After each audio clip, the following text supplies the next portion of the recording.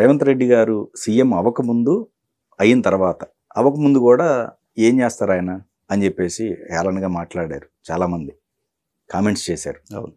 So ఈ రోజున ఆయన చూడండి, అసెంబ్లీలో శ్వేతపత్రం దగ్గర నుంచి ఈ ఐఏఎస్ ఐపీఎస్ ఆఫీసర్లకి వార్నింగ్ ఇచ్చే ప్రతి కార్యక్రమం మనం చూసుకున్నట్టయితే ముఖ్యంగా డ్రగ్స్ అండి.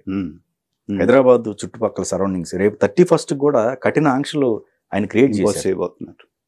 అట్లాగే నకిలీ విత్తనాల పైన కావచ్చు.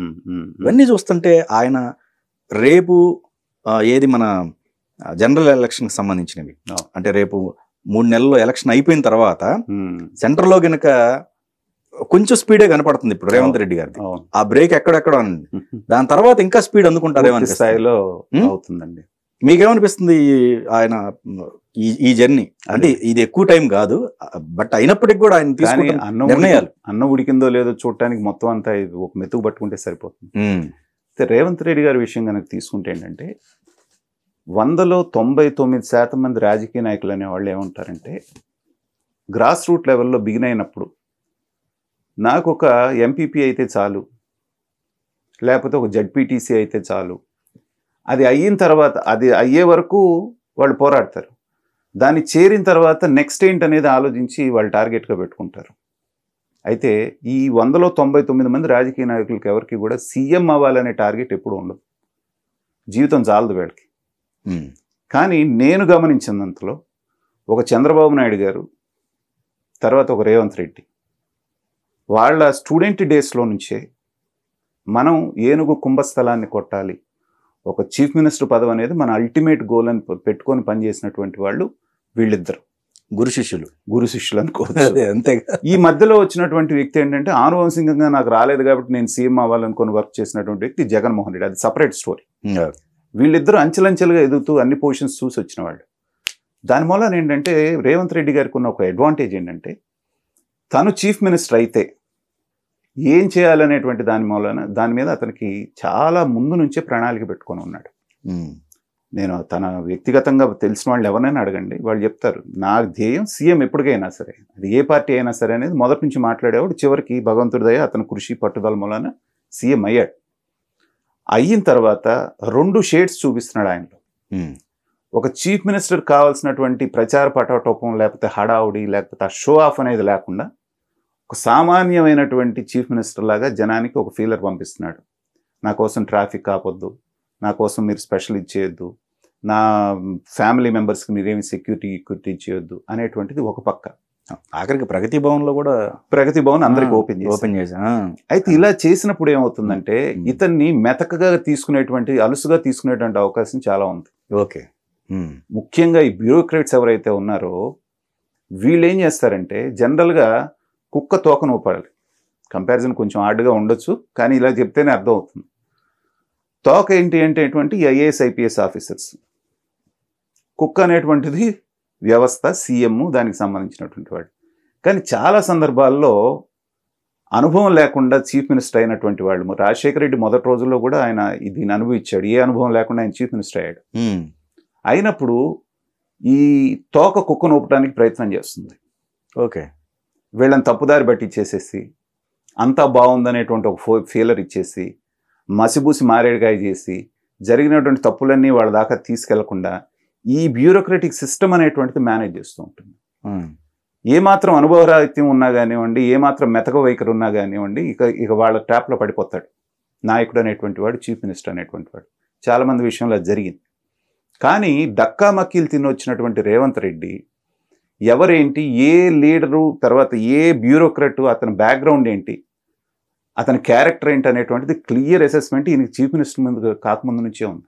పోలీస్ ఆఫీసర్స్ అయితే ఆబ్వియస్గా అతను కనిపించింది, అతను అనేక రకాల ఇబ్బందులు పడ్డాడు కాబట్టి నేను ఎవరిని ఎక్కడ వాడుకోవాలి, ప్రజల మీద ఇంపాక్ట్ చూపించేటువంటి వ్యవహారాలు ఏమున్నాయి. డ్రగ్స్ అనేటువంటిది ఇవాళ మనల్ని పట్టి పీడిస్తున్నటువంటి ఒక మహమ్మారి. పర్టికులర్గా హైదరాబాద్కి వచ్చినటువంటి మెట్రోపాలిటన్ కల్చర్లో ఏంటంటే డ్రగ్స్ అనేటువంటిది చాలా సర్వసాధారణం అయిపోయింది. మీరు ఏ పబ్లో చూడండి, ఖచ్చితంగా అవునన్నా కాదన్నా అన్నీ అందుబాటులో ఉన్నాయి. దీనికి పైన ఉన్నటువంటి పాలకులు కూడా, బీఆర్ఎస్ గవర్నమెంట్ కూడా చూసి చూడనట్టుగా వదిలేసింది. దాంట్లో ఏ రకమైన అనుమానం లేదు. ఎందుకంటే ఒక మెట్రోపాలిటన్ సిటీ కల్చర్లో 10 మంది రావాలి అంటే 10 మంది ఇక్కడ ఇవి సర్వసాధారణం. ఇవి సర్వసాధారణం, ఉమ్. ఇది కల్చర్ అన్నటువంటి పద్ధతిలో దాన్ని వదిలేశారు. కానీ ఇతను అట్లాంటి వ్యక్తి కాదు. ఎక్కడైతే యువతని నిర్వీర్యం చేసేటువంటి విషయాలు ఉన్నాయో వాటి మీదే ముందు అతను దాడి చేయబోతున్నాడు. ఆ ప్రాసెస్లో అతని స్పీడ్ని అందుకోలేనటువంటి బ్యూరోక్రాట్స్ని కానివ్వండి, లేకపోతే ఇంటెన్షనల్గా అడ్డం పట్టడానికి చూసే వాళ్ళకి మొన్న స్ట్రిక్ట్ వార్నింగ్ ఇచ్చాడు. అవును. నా అండర్లో మీరు పని చేయటం ఇష్టం లేకపోతే చెప్పండి, మిమ్మల్ని మార్చేస్తాను, కానీ నాకు కావాల్సింది పని అనేటువంటిది. సో ఆ ఎజెండా ఏదైతే అతనికి క్లారిటీ ఉందో దాన్ని 1, 2, 3, 4 అనేటువంటిది ఇంప్లిమెంట్ చేసుకుంటూ వెళ్తున్నాడు. అతనికి బిగ్గెస్ట్ అడ్వాంటేజ్ ఏంటంటే ఏ సీనియర్స్ అయితే ఇతనికి కాళ్ళకి చేతులకి అడ్డం పడుతూ వచ్చారో వాళ్ళందరినీ కీలకమైనటువంటి శాఖలు ఇచ్చేసి దాంట్లో బిజీ చేసేసాడు వాళ్ళని. అవును. సో వాళ్ళ శాఖను వాళ్ళు ఎలా చేసుకోవాలి, ఉత్తమ్ కుమార్ రెడ్డి గారు కానివ్వండి, బట్టి విక్రమార్క గారు కానివ్వండి, ఫుల్ ఫోకస్ దాని మీద పెట్టేస్తున్నారు. అవును. పెట్టేసినప్పుడు ఏంటంటే ఇతనికి కావాల్సిన సపోర్ట్ అంతా పార్టీ నుంచి, మిగతా అన్నిటి నుంచి వస్తూ ఉంది. తర్వాత ఎవరైతే హానెస్ట్గా ఉన్నటువంటి బ్యూరోక్రాట్స్ కూడా ఉంటారు, ఓ 50% వాళ్ళు 50% వీళ్ళు ఉంటారు, వాళ్ళందరినీ తీసుకొని ఫ్రీ హ్యాండ్ ఇస్తున్నాడు. నాకు కావాల్సిన రిజల్ట్ మీ దగ్గర నుంచి ఏముంటాయి సలహాలు, ఇన్పుట్స్ ఇవ్వండి అనేటువంటిది ఇన్పుట్స్ తీసుకుంటున్నాడు. అహం బ్రహ్మస్మి, నేను చెప్పిందే మీరు అంతా చేయాలనేది కాకుండా ఆ అనుభవాన్ని గెయిన్ చేయడానికి ఉన్నటువంటి వాళ్ళని బాగా వాడుకుంటున్నాడు. ఆ స్వతంత్రం ఇచ్చేటువంటి చీఫ్ మినిస్టర్ కనుక ఒక సరైనటువంటి ఆఫీసర్కి దొరికితే వాళ్ళు రెట్టింపు ఉత్సాహంతో పనిచేస్తారు. దీనికి ఉదాహరణ మనం చాలా లాంగ్ బ్యాక్ తీసుకుంటే ఎన్టీ రామారావు గారు రానంత వరకు పాత సిటీ అంటే దేనికి పేరంటే కత్తిపోట్లకి, కర్ఫ్యూకి. ప్రతి సంవత్సరంలో 2-3 సార్లు కత్తిపోట్లు ఉండే, కర్ఫ్యూ ఉండేది. ఎందుకంటే ఒక మాఫియా నడుస్తూ ఉండేది అక్కడ. వీళ్ళు ఉన్నటువంటి అప్పుడున్న గవర్నమెంట్ ప్యాంపర్ చేస్తుండేది వాళ్ళని. ఎప్పుడైతే రామారావు గారు వచ్చారో ఫ్రీ హ్యాండ్ ఇస్తే 3 monthsలో కంట్రోల్ చేశారు. మళ్ళీ రామారావు ఉన్నన్నాళ్ళు కాదు కదా, ఇప్పటి వరకు కూడా ఓల్డ్ సిటీలో మనం కత్తిపోట్లను ఎప్పుడు వినలే, కర్ఫ్యూ అని వినలేదు. అందుకని ఏంటంటే ఒక లీడర్ అనేటువంటి వాడు, ఒక చీఫ్ మినిస్టర్ చిత్తశుద్ధి ఉంటే ఎంతవరకు చేయగలడు అనేటువంటిది కొంతమంది చేసి చూపించారు. రేవంత్ రెడ్డి కూడా అదే బాటలో తొందరపడకుండా అతను ప్రియారిటీస్ 1, 2, 3, 4 పెట్టుకున్నాడు. ఏం చేయాలంటే తొందరపడలేదు. ఇచ్చే విమర్శకు కూడా, ఎందుకంటే రేవంత్ రెడ్డి మీద జనానికి ఉన్నటువంటి ఎక్స్పెక్టేషన్ అనేటువంటిది మొన్న అసెంబ్లీ సెషన్స్లో చూసిన తర్వాత చాలామంది రాజకీయాలు తెలిసినటువంటి వాళ్ళు, మేధావులు చాలా సాటిస్ఫై అయ్యారు. ఎందుకంటే అతను మాట్లాడిన పద్ధతి, సబ్జెక్ట్ అనేది క్లియర్గా ప్రిపేర్ అయ్యి ఎక్కడ ఏమాత్రం చిన్న తడబాటు లేకుండా ఎలా ఒక్కడే అందరినీ కౌంటర్ చేశాడనేది మనం అసెంబ్లీలో చూసాం. ప్రతిపక్షాలు కూడా అతని దాటికి తట్టుకోలేక 1 అడుగు 2 అడుగులు డిఫెన్స్లో పడ్డటువంటి సందర్భం మనం చూసాం.